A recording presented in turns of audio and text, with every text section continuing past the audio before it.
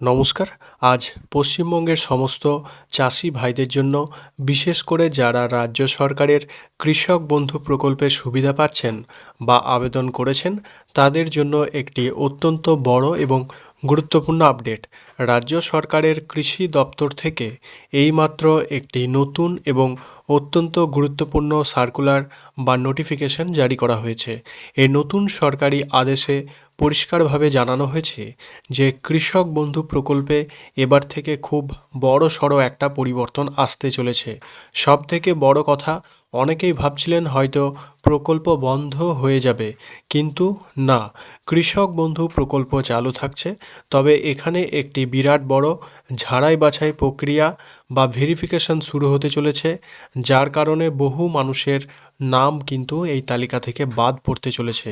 কি কি কারণে বাদ যাবে, কারা বাদ যাবে, আজকের এই ভিডিওতে আমরা একদম সহজ ভাষায় বিস্তারিতভাবে আলোচনা করব। এই নতুন সরকারি সার্কুলারে ঠিক কি কি বলা হয়েছে, কারা কারা এবার থেকে কৃষক বন্ধু প্রকল্পের তালিকা থেকে বাদ পড়তে চলেছেন, এবং আপনাদের টাকা পাওয়ার ক্ষেত্রে কি কি নতুন নিয়ম মানতে হবে। এবং ভিডিওটি একটুও না কেটে প্রত্যেকেই শেষ পর্যন্ত দেখুন, কারণ এই তথ্যটি আপনার জানা অত্যন্ত জরুরি। পশ্চিমবঙ্গ সরকারের কৃষি দপ্তর নবান্নের পক্ষ থেকে এই সার্কুলারটি জারি করা হয়েছে। এই সার্কুলারে মূল বিষয়বস্তু হলো যে, সহজ ভাষায় বলতে গেলে, যে কৃষক বন্ধু প্রকল্পের আওতায় যতজন সুবিধাভোগী বা উপভোক্তা আছেন, তাদের সকলের নথিপত্র আবার নতুন করে পুনর্যাচাই এবং পুনর্বৈধকরণ করা হবে। রাজ্য সরকারের মূল উদ্দেশ্য হলো যাতে শুধুমাত্র আসল এবং যোগ্য কৃষকরাই এই প্রকল্পের আর্থিক সহায়তা পান। কোনো অযোগ্য ব্যক্তি যেন সরকারের এই টাকা ভুল উপায়ে না নিতে পারেন, তাই নিশ্চিত করতে এই কঠোর পদক্ষেপ নেওয়া হয়েছে। এবার আসুন আমরা জেনে নিই এই নতুন সার্কুলার অনুযায়ী ঠিক কোন কোন ক্যাটাগরির মানুষ এই তালিকা থেকে বাদ পড়তে চলেছেন। সরকার এবার বেশ কিছু মানদণ্ড বা নিয়ম তৈরি করেছে।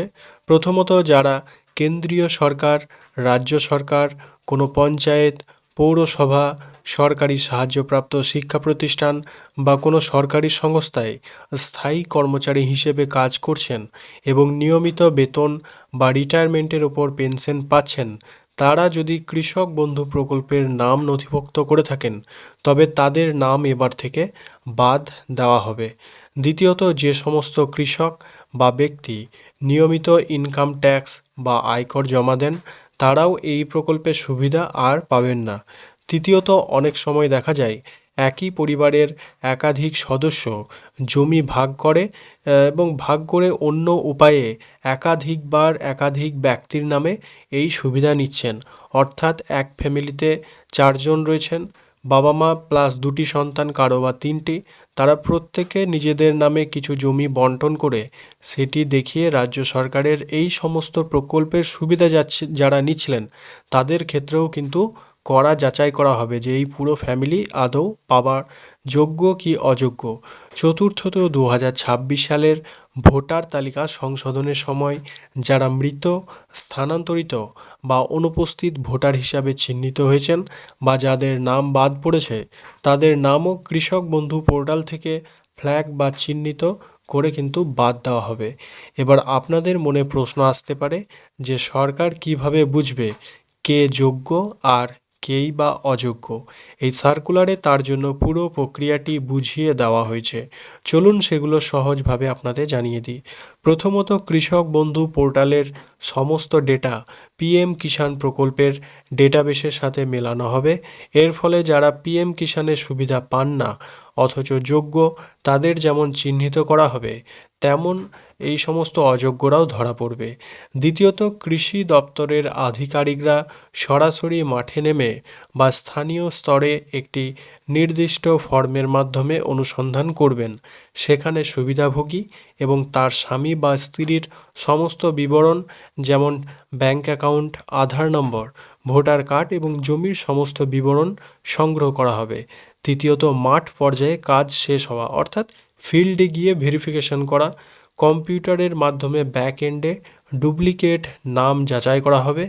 দেখা হবে আধার কার্ডের সাথে এনপিসিআই বা ডিবিটি লিঙ্ক আছে কিনা, জমির রেকর্ড সঠিক কিনা এবং কেউ ট্যাক্স দেন বা সরকারি চাকরি করেন কিনা। চতুর্থত, সরকারি নির্দেশিকায় বলা হয়েছে প্রশাসনিক স্তরে পর্যাপ্ত কর্মী দিয়ে এই পুরো ঝাড়াই বাছাইয়ের কাজটি শুরু হওয়ার পর থেকে মাত্র 4 সপ্তাহের মধ্যে অর্থাৎ 1 মাসের মধ্যে সম্পন্ন করতে হবে। এই সার্কুলারের সাথে একটি নির্দিষ্ট ভেরিফিকেশন ফর্মও যুক্ত করা হয়েছে। এই ফর্মটি আপনাদের সুন্দরভাবে ফিল আপ করতে হবে এবং তার সাথে কিছু প্রয়োজনীয় ডকুমেন্টের জেরক্স বা ফটোকপি যেগুলি রয়েছে সেগুলি জমা দিতে হবে। কি কি লাগবে সেই ডকুমেন্ট দেখে নিন। সুবিধাভোগী এবং তার স্বামী বা স্ত্রীর আধার কার্ডের ফটোকপি, দুজনেরই ভোটার কার্ডের ফটোকপি, জমির পর্চা বা খতিয়ানের ফটোকপি এবং সুবিধাভোগী ও তার স্বামী বা স্ত্রীর ব্যাংক অ্যাকাউন্টের পাসবইয়ের প্রথম পেজের ফটোকপি। যখন আপনারা এই ফর্ম এবং ডকুমেন্টগুলো জমা দেবেন তখন যাচাইকারী আধিকারিকরা আপনাকে একটি নির্দিষ্ট ক্রমিক নম্বরসহ প্রাপ্তি স্বীকার বা রিসিপ্ট কপিও দেবেন। এই ফর্মটি কিভাবে সঠিকভাবে ফিল আপ করবেন তা নিয়ে আমি এর পরের ভিডিওতে বিস্তারিতভাবে দেখিয়ে দেবো, কারণ এই ভিডিওতে দেখাতে গেলে ভিডিওটি অনেক বেশি লম্বা হয়ে যাবে। তাহলে বন্ধুরা, আজকের এই পুরো সরকারি নোটিফিকেশনটি বিশ্লেষণ করে একটা বিষয় পরিষ্কার যে কৃষক বন্ধু প্রকল্প বন্ধ হচ্ছে না, এটি নিশ্চিতভাবে চালু থাকবে।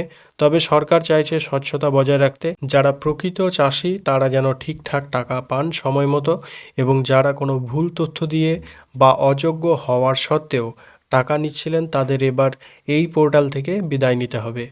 আপনার এই বিষয়ে কি মতামত? রাজ্য সরকারের এই ঝাড়াই বাছাইয়ের সিদ্ধান্ত কি সঠিক? কমেন্ট সেকশনে অবশ্যই লিখে জানাবেন। যদি আজকের এই ভিডিওটি আপনাদের একটু উপকারে এসে থাকে বা তথ্যবহুল মনে হয় তবে ভিডিওটিতে অবশ্যই একটি লাইক করবেন। এরকম গুরুত্বপূর্ণ সরকারি প্রকল্পের আপডেট সবার আগে পাওয়ার জন্য আমাদের চ্যানেলটিকে সাবস্ক্রাইব করে পাশে থাকা বেল আইকনটি অল করে রাখবেন। আর ভিডিওটি যদি ইউটিউব থেকে দেখে থাকেন তবে অবশ্যই আরও বাকি সমস্ত গ্রুপে এবং আপনার পরিচিত বন্ধুদের সাথে প্রচুর পরিমাণে শেয়ার করবেন। আজকের মতো এখানেই শেষ করছি। দেখা হবে পরবর্তী কোনো এক গুরুত্বপূর্ণ ভিডিওতে। ততক্ষণ প্রত্যেকে ভালো থাকবেন, সুস্থ থাকবেন। ধন্যবাদ।